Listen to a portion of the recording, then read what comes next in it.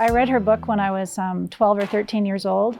My mom had like a bedside chest, and she would sneak all the stuff having to do with sex in that chest, and I, of course, found it and would sneak things out of it, including the Hite Report.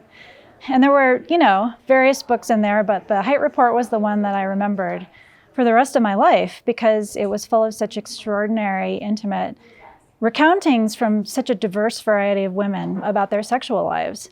And that was information that I wasn't finding anywhere else. We were like in the era of Bo Derek and, 10 and all. I mean, there was a lot of sex everywhere in the 70s when I was growing up, but there weren't honest, reflective accounts of what women were actually experiencing. And that was just absolutely precious to me. And I would often think about the fact that if I hadn't read those things in that book, I might not have ever actually known that other women experienced them. And then when I read her obituary in 2020, and the headline in the New York Times was something to the effect of, Shere Hite, she described how women orgasm and she was hated for it.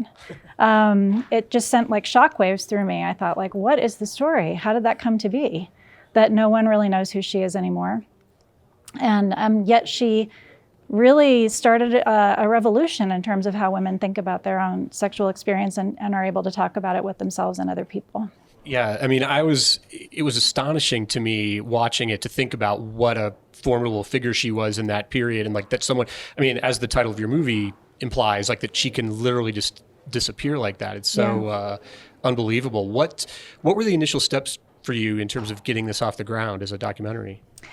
Well, so I had this feeling that this would be an incredible documentary, but I also thought, oh my God, Hollywood must be all over this story, So I had this fortuitous meeting with Molly O'Brien at NBC News Studios, and she said, you should think of us for your future projects. And we do things for all different kinds of platforms. Like, for example, we're developing a film right now about a sex researcher from the 1970s. And it was over Zoom, but I leaned in and said, is it Shere Hite? So they asked me to come on board the project. And it turned out that there was a young producer at NBC who had the same response to the obituary of just indignation from her perspective as a 35-year-old woman. Oh my God, how could this person have existed and have had all of these things to share with us? And I never got to have the benefit of that. And she had looked in the NBC News archive and seen this massive volume of material, right? She was on TV all the time, everywhere. You couldn't not see her.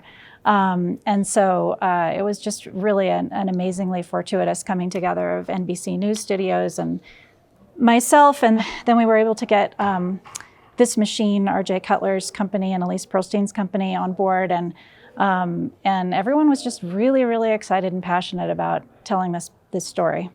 Well, and tell me a little bit about what kind of crew you put together for this. I mean, is it, people across a certain, a wide spectrum of ages? Because you mentioned like someone who's 35, Shere Hite, wasn't a major figure. Somebody who's 55, she was a huge celebrity. Totally. I mean, what kind of crew did you put together, and what kinds of conversations did all of you have about all this? That's such a good question. And yeah, it was really delightful because the producers at NBC News Studios were really young, and they were really fired up about the story.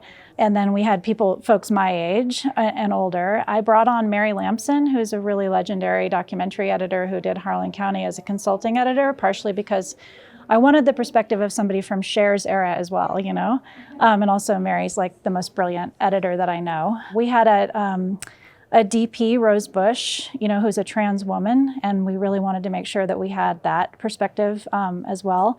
Because Shere really believed in kind of like exploding all kinds of confines and was really prescient actually about how she thought about how people should try to unburden themselves from the restrictions of societal gender roles, but be able to embrace whatever they wanted to about them. So yeah, we had fascinating conversations. And I think that, you see the energy of all of those conversations and all of the things we wondered about and were fascinated about and we felt emotional about being able to talk about and discover through Shere's work. I think you see all that energy reflected in the filmmaking. Yeah, absolutely. And, I found it kind of mind-blowing. A lot of the archival footage, when you'd see these talk shows she would be on with like, guys like, Gil Gerard and these like, male TV stars of the era and movie stars, and like the attitudes, like the astonishingly like condescending attitudes that she would be met with. She would be coming on here as an expert, and like the guy who played Buck Rogers would be given more authority. And I'm curious for you, going through that footage, what were some of the biggest surprises for you, and what was your feelings? I mean, I know you say you kind of lived through it, but revisiting it now in the context of today, what did it feel like going through that archival footage? That particular show, Leave It to the Women, where all these TV stars from the 70s with their shirts unbuttoned down to their waist and their chests hanging out are lecturing her about her methodological practice, really did just, I remember watching it. We were sitting at Mary Lamson's house in Maine, actually, and we watched the whole show. And I think what I felt actually was, I mean, I was amused, outraged. I thought about like how horrible it was back then, and I remember it because I was growing up then. But I also felt sad because I recognized that feeling, you know, from my own life and my own work, trying to be a person telling stories and conveying things publicly and getting that kind of response, you know? I mean, it happens to women today on a daily basis, not in that kind of cartoonish of a fashion, but it's still really something that I think we all respond to viscerally, you know? And so I was excited to be, even though that was just like the trashiest looking footage, I was very excited to be able to show that scene because I knew it would have that kind of, you know, visceral experiential power for people of both like how horrible it was where we were, but how far we still have to go.